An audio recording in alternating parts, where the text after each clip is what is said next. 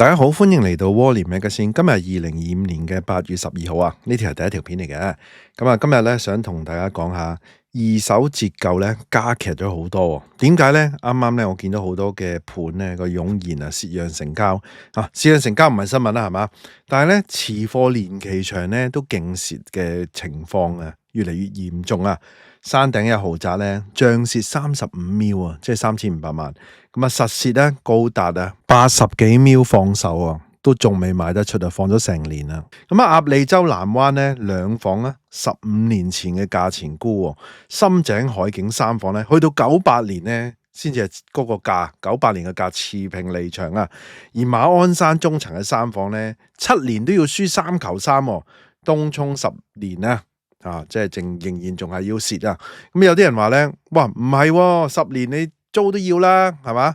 咁但係咧，我計落咧，哇原來都蝕幾多喎！你要計埋嗰啲使費嘛。另外咧，我想預告啊，喺下一條片咧，我會講咧有一單賺嘅喎，哇持貨好短時間咧賺成球咁樣喎。但係咧實情啊，俾媒體誇張得好犀利喎。咁點解咧？咁啊，下一集咧再同大家講。嗱，今集嘅咧都好精彩嘅，去片。好啦，講開始之前，希望大家免費訂閱我頻道 ，subscribe 我 channel，comment like 同埋 share 埋俾你朋友啊！如果可以嘅話咧，免費 join 埋我 Patreon 作為後備。行有餘力嘅話咧，可以喺 Patreon 嗰度咧每個月請我飲咖啡嘅噃。另外咧，我有一個最高級別嘅會員，咁啊有額外嘅內容啊，敏感嘅議題同埋一啲付費嘅內容俾大家嘅。多謝大家。第一單啦，根據地產站嘅報道啊，呢間勁嘢啊，哇！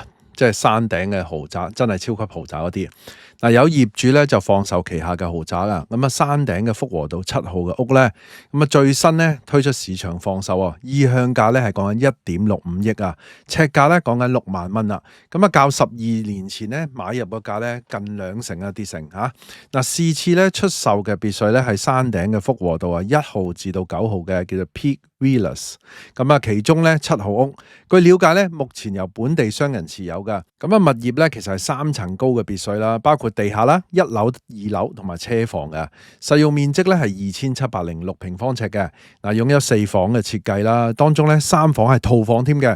咁啊，而且咧附有一個1700尺嘅私人花園添，都好大啊。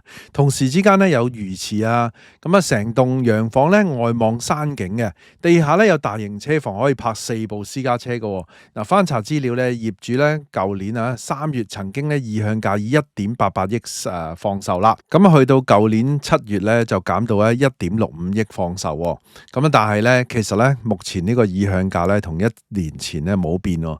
其實放咗咁耐咧，你1.88減咁少1.65啊，咁啊1年前到依家冇人話，依家係咪以為嗰個樓市咧回暖回升咧有得賺係嘛？唔係有得賺啊，叫做回暖回升，係起碼用翻1年前嘅價係咪即係賣到咧？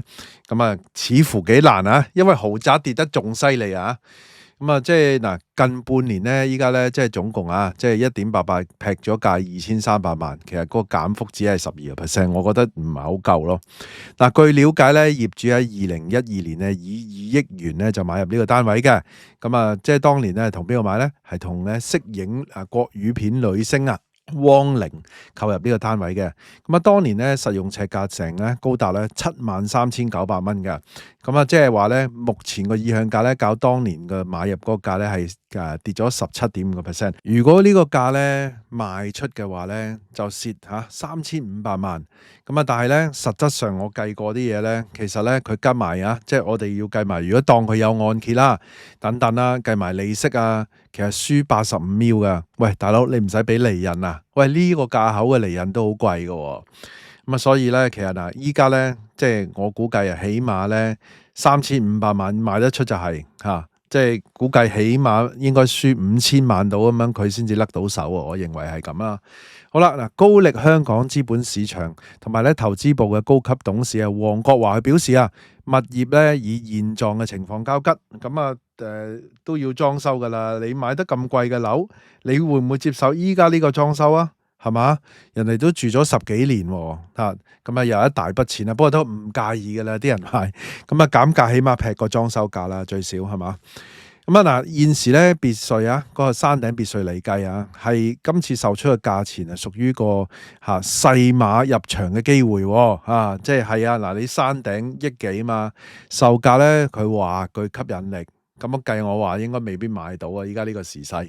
此外咧，隨住海外嘅資本回流，咁啊高端嘅物業表現咧就優越喎。佢賣花讚花香咁講啦，佢話傳統豪宅區啦，例如山頂南區等地段咧，成交持續上升。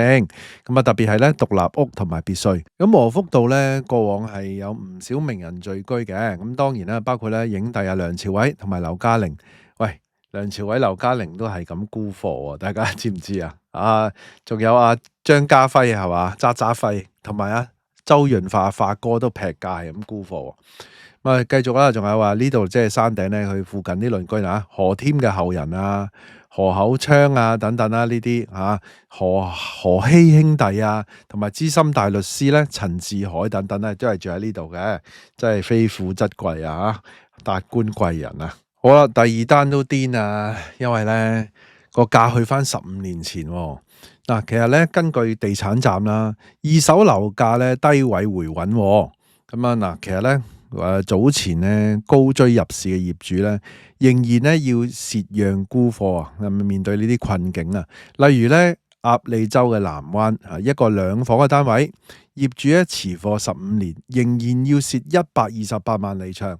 區內嘅代理透露啦，鴨脷洲南灣嘅一座咧高層 B 室，實用面積咧係1795平方尺嘅，原則咧就屬於2房嘅，可望開揚海景。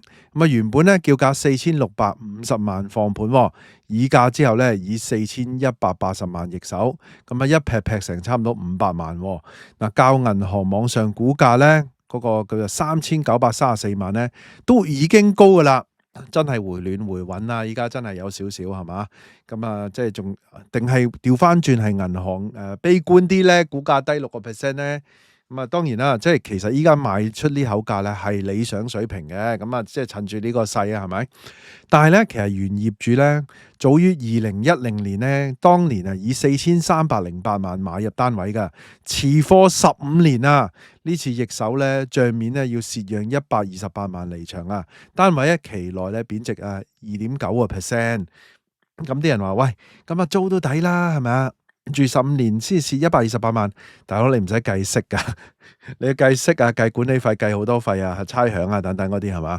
我又唔用呢個計，一陣最尾有個咧10年差唔多持平走即係蝕少少嗰個，我一陣同大家計下，大家就知道咩料啦。另外有一單咧就西半山堅道嘅欣然低層 A 室，實用面積係1001平方尺嘅，屬於2房間隔，原本叫價2680萬放盤，議價之後咧以2160萬咧易手，都係一樣俾人劈得好犀利噶啦。尺價咧講緊21,578蚊，原業主咧2016年咧當時係以2586萬2千咧就買入呢個單位嘅，持貨9年咧賬面都要輸426萬2千離場期內咧貶值咗16%。我想話咧西半山嗰邊咧啲樓唔值錢貶得比較犀利即係我睇好多單西半山嗰邊即係大家即係你入市或者係點樣咧，你自己要睇啦。即係呢個可能要劈得深啲，唔好話港島咁樣。或者如果啲大陸人可能會知即係資訊唔對稱啊嘛，係嘛？即係可能到啦，香港人應該都會知道咩事好啦，跟住另外一單就係咧去翻深井嘅情況啦呢個咧亦都係地產站浪翠園90年代咧曾經成為咧一度咧就成為當炒屋苑之一啦。但係咧1997年亞洲金融風暴咧，當年令到個樓價大瀉被稱為咧97英雄塚嘅深井區內嘅屋苑咧其實咧嚴重低水吸引買家咧尋寶業主咧持貨哇黐線呢個持貨27年所以今集嘅主題咧持貨長都係輸，但係咧呢個單位咧個裝修都唔算太舊嘅即係都算比較新俗嘅裝修嚟嘅新簇簇咁樣晉城地產嘅高級營業經理鄧錦雄表示分行最新近促成一宗咧新鴻基品牌浪翠園嘅1期2座中層 F 室，實用面積係614平方尺，3房2廳1個浴室，另外一個廁所，即係叫做半廁啦，即係冇得沖涼齋廁所啦。成交價咧460萬實用尺價咧係講緊7492蚊嘅。即係27年都要平手，咁即係代表咩咧？咁即係代表其實即係折舊係計落去同埋折舊係犀利咯。新買家咧係區外用家，咁見到單位咧就有對流窗，外望優美海景，加上咧屋苑咧嗰個價錢低水就入市。原業主咧1998年咧以460萬購入，持貨27年咧平手離場。好啦，跟住我哋入去馬鞍山啦。AM730報道又係誇張啊呢單。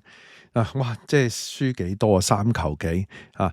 個別業主咧減價吸引買家入市啦，甚至乎咧不惜蝕讓促銷。馬鞍山雲海咧新近一宗成交啊，原業主咧即係累減42萬，成功沽出，持貨7年啊，物業大幅下跌30%，係嘛？即係幾勁啊，30% 7年。世紀21期豐嘅呢個哇好長啊，嗰個 title。黎建峰表示啦，馬鞍山呢個叫做雲海嘅融海台啊，一座中層 F 室啊，實用面積咧583平方尺，屬於3房2廳價格。坐向西北，外望開揚海景嘅。佢指出咧，單位放盤只係3個月啫。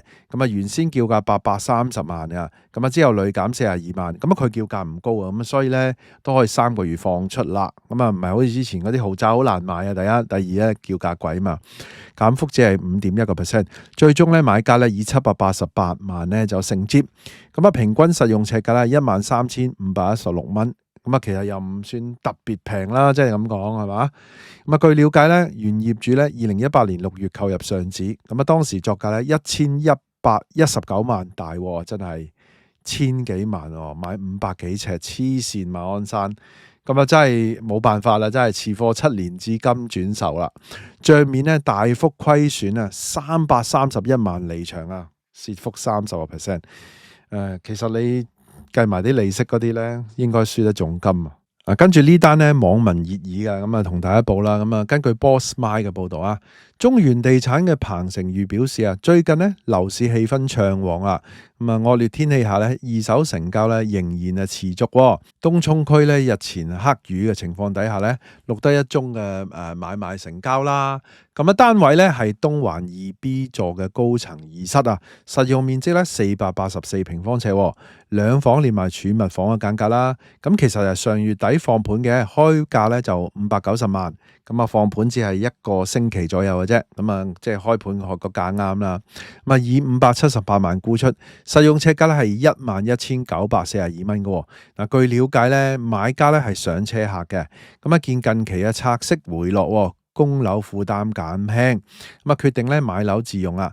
早2日睇樓後咧，心儀上述嗰個單位咧裝修企理添嘅，原來係屋苑嘅樓齡比較新啦，又屬於新鴻基嘅品牌。經過考慮之後咧，決定喺黑雨嘅時候咧就唔使翻工就入市啦。呢個當時係講緊應該8月6號啦。原業主咧就喺2015年咧，當年係以595萬4,800蚊咧一手買入嘅單位，持貨10年啦，帳面咧蝕17萬4,800蚊。其實單位咧就10年啦，貶值咗2.9% 啦，半新樓貶值啦。呢啲咧即係講緊係講緊2房咧，其實企得比較硬啲。但係咧都要輸到去10年前。喂，有啲人咧就爭議啦。喂，大佬，你而家輸17萬幾，你咪白租咯，着數啊，咁樣係嘛？10年咁樣安慰嘛，自住唔怕啊嘛，係嘛？即係慳翻個租金啦，輸10幾萬，大家點睇啊？我自己咧覺得都一半半啦。我計條數俾大家睇，唔可以淨係咁樣計噶。首先咧，帳面咧蝕係17萬4,800蚊啦。你唔使計佣金嘅咩？佣金咧就57,800蚊，係嘛？呢個咧就係我想話咧，佢呢個都計少咗。你賣出唔使俾佣噶，係嘛？你賣出都要俾佣噶嘛？律師費咧16000蚊吓，應該唔使嘅。我諗呢度就1萬蚊到啦。但係喂，個佣金其實你要計兩邊。好啦，管理費咧就係36萬。你話租啊嘛，你同租比，我咪同你同租比咯。租唔使俾管理費噶嘛，係嘛？維修雜費等等啦，佢計少咗啦，5,000蚊，點知5,000蚊啊？你試下住一個單位10年，你試下俾5,000蚊不值你得唔得？係嘛？咁當然啦，即係你話你整爛嘢嘅，整爛人，咁業主有時都要你俾錢整翻嘅。有時塞啊嗰啲咧，一人一半咧就慣常見嘅。咁但係5000蚊一定唔得啦。咁啊，最近即係我親友有個 case 咧，講緊係即係塞一塞嗰個即係廚房喎，去水喎，整一整都4000啊，點會10年5000咧？係嘛？咁啊嗱，按揭嘅利息嗱呢度先金啊，呢度咧嗱即係計3.5厘年息。咁啊，係嘛？當佢70%添啊，我唔好當佢90%啊，當70%咋？174萬幾啊，淨係計緊個利息啊。咁啊，總共咧呢度係計200零幾萬噶。嗱，首先咧佢計少咗維修費，同埋佢計少咗咧賣出個佣金。喂，你租屋咧，你唔使咁多錢佣金係嘛？你租1個月佣金啫嘛，係嘛？即係呢度你要計咯，係嘛？所以就唔好話即係嗱，如果你話10年200零萬咁樣嘅租金係咪差唔多咧？咁大家自己去衡量啦吓。咁啊，完成咗條片咧，抵唔住條頸，再計過條數。咁啊，計埋嗰個買樓嘅佣金、賣樓嘅佣金，同埋咧我10年咧維修費我打3萬蚊係少噶啦。即係我諗，即係大家都可以同我拗嘅。你話唔係我10年1毫子唔使使咁樣，或者3萬蚊唔夠，我要用10萬咁樣，定係點樣咧？冇所謂啦。嗱，其實咧都唔爭得遠啦。總共咧實際嗰個損失支出啦，或者叫做係2161074蚊嘅。咁啊嗱，如果呢筆錢嗱，當然啦，即係你租金要錢啦，我唔好計佢先，計呢筆損失嘅錢咧，你攞去買美股，咁啊用呢個ETF 計啦，因為呢個係用計近10年咧美股平均啊，即係我唔係計你特別叻或者特別差，平均咁計咧，佢個年化利率咧係講緊咧13.01%嘅，即係個增長每年。如果你將呢200幾萬擺入去頭先嗰隻 ETF 咁計啦，即係我當係平均嘅美股啊，嗰個增長13%咁上下啦。咁啊，其實咧你200幾萬咧攞翻嚟係768萬嘅。即係話咧，原本咧，即係你依家咧就蝕咗呢200萬，其實咧本身咧應該係唔係蝕200幾萬，係賺550萬嘅。咁啊，即係呢個當然啦，呢個係講緊過去10年，因為我哋而家講過去10年你實蝕幾多啊，或者諸如此類啊嘛。我計係你過去10年嘅 opportunity cost 啊嘛，係嘛？你即係當然啦，你可以差啲嘅買美股係嘛，你又可以咧買得勁啲嘅美股噶，即係你如果買科技股嗰啲，梗係唔止13% 啦，好勁！我唔好計咩買 Nvidia 嗰啲黐線啦，唔好計嗰啲啦，就咁計普普通通，唔係特別叻特別差咁計。咁啊嗱，當然啦，嗱呢個算法就唔代表10年後係點嘅，但係樓你都唔代表10年後係點啦，係嘛？都唔可以講話將來咁啊，只係依係呢個計過去就用過去計啦。咁啊，另一邊廂咧，當然嗱，即係另外一樣嘢就係你租樓都要錢嘅，即係如果你住喺阿媽度咁啊，梗係即係你就其實實質嗰個輸錢啊輸550咯。咁當然，如果你話租樓你都出去租樓嘅，你都要錢嘅，咁你咪揀翻個租金咯。咁你買樓你有個首期噶嘛，咁你可以用首期擺落去個年化嗰個計算嗰度，你就得出咧，你應該賺到幾多錢啦？一樣嘅啫，嗰條數自己大家都識得計噶啦。好啦，今集內容差唔多啦，咁啊下一次咧再見啦。有啲咩諗法咧喺下底留言話俾我聽啦。大家都聽到嚟呢度啦，希望大家 like 埋呢條片啦 ，share 埋俾朋友，記得未 subscribe 嘅要 subscribe 埋啊。可以嘅話 join 埋我 Patreon啦。多謝收看，拜拜。